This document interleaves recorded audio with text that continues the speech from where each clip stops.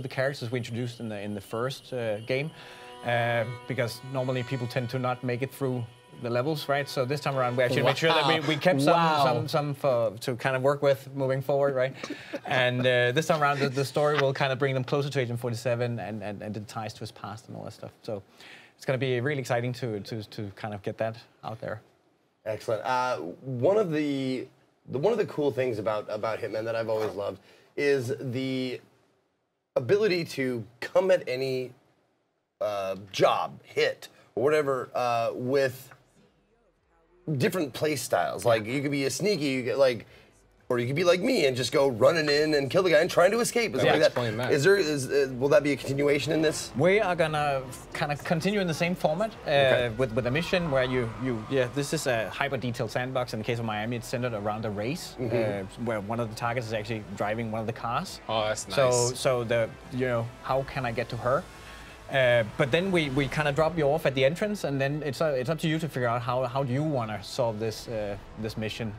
Of course, we have all the different areas that you need when you do a race, right? So the backstage area with pits and paddocks and VIP drivers lounges, all that kind of stuff. We even have flamingos, mascots. I saw that. Lots of disguises for you to kind of use in order to infiltrate and get close to your target. So and of course a plethora of items in the mission that you just saw fish. That's going to be one of the it's one of our favorites right now. So it's all about how do you want to complete your mission.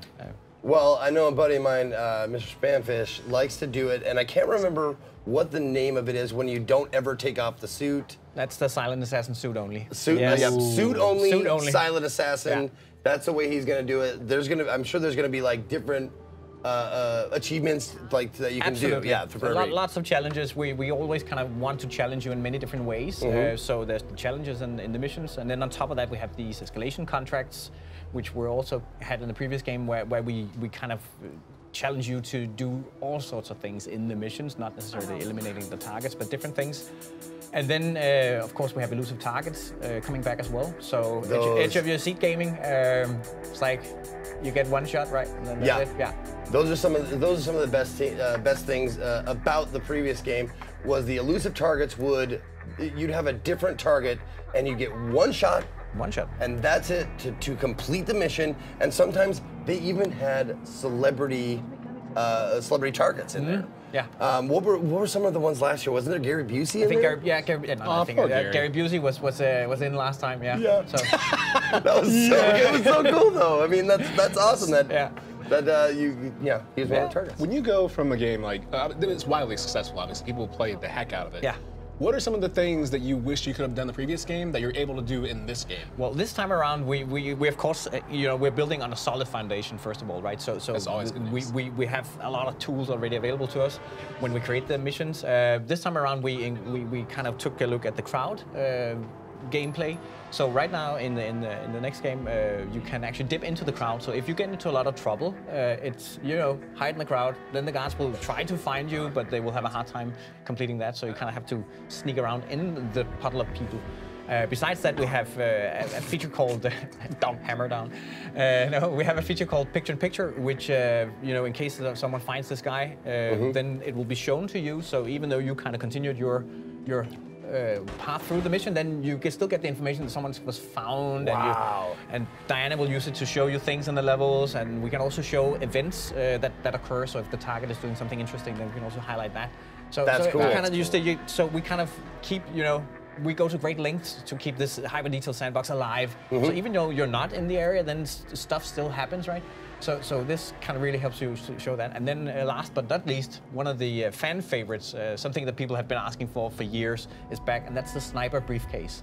So 47 gets to carry around a sniper rifle inside his briefcase, but he can also use it to store other items of suspiciousness that you don't want to have shown. So, I think that should be the subtitle of Hitman 2. Hitman 2 items of suspiciousness.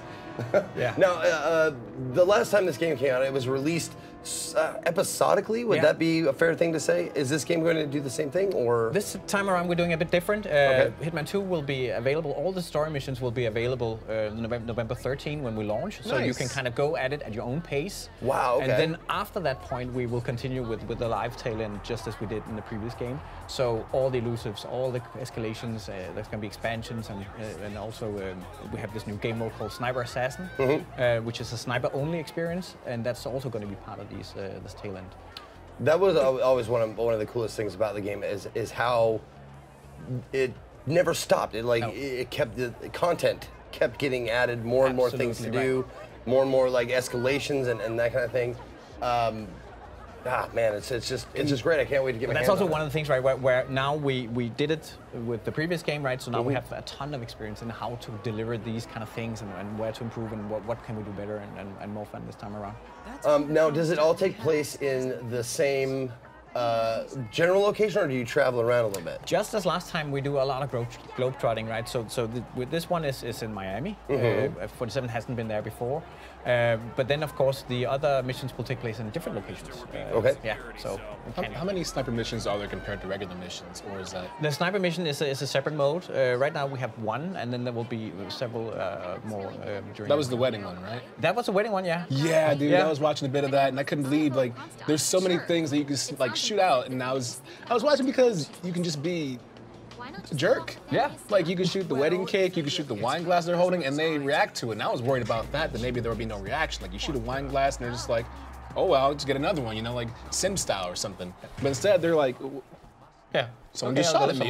What just happened? Well, I think that's where the sniper missions, they build on the same foundation as the rest of the game, right? Where we go to kind of we go very deep in terms of making these events happen, right? So when you have a race in Miami, for instance, right? Then the race ends at some point. So what happens then, right? Yeah. So and in the Sniper Assassin, right? It's the wedding that kind of it can go different ways based on how you interact with the scene, right?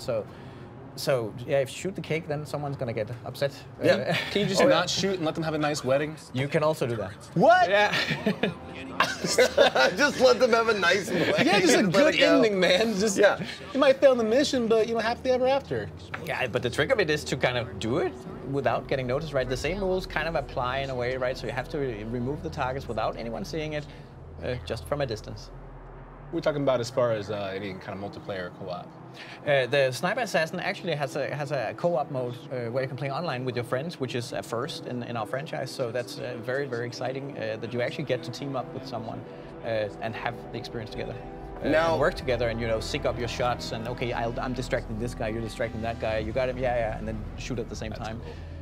I just had to mention that Agent 47 has now picked up my absolute favorite weapon from the last game, Mr. Crowbar. Precisely. And Mr. Crowbar, sometimes he gets a little angry and doesn't like what you say, so he has to shut your mouth by hitting you in it. Well, Jay.